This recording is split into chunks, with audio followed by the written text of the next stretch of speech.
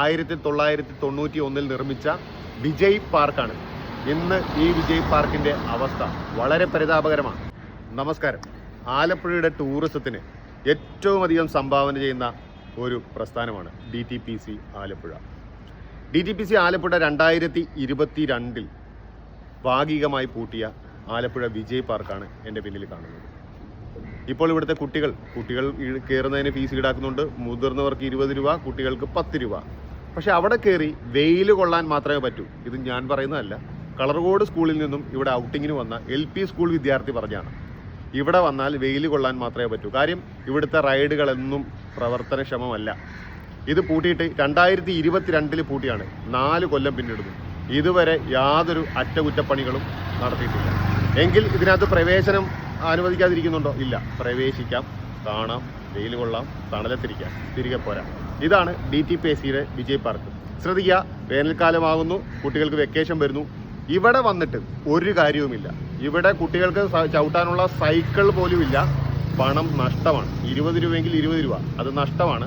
DTPC ശ്രദ്ധിക്കുക, ഒരു park പുതുക്കി പണിയാനൊന്നും വേണ്ട.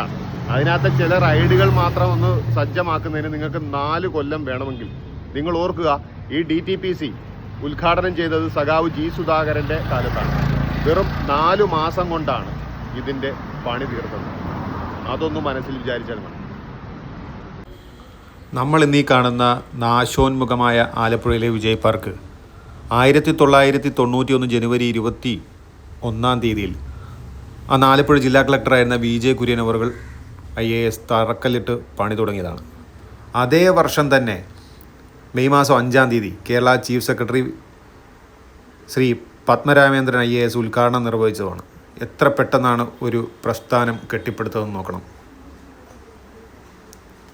നല്ല രീതിയിൽ പ്രവർത്തിച്ചുകൊണ്ടിരുന്ന ഒരു പ്രസ്ഥാനമായിരുന്നു ഇത്. നല്ല വരുമാനവും ലഭിച്ചിരുന്നു. എന്തുകൊണ്ടോ ഇതിൻ്റെ ചുമതലക്കാർക്ക് പരിപാലിച്ചു പോകാൻ യാതൊരു താല്പര്യവുമില്ല.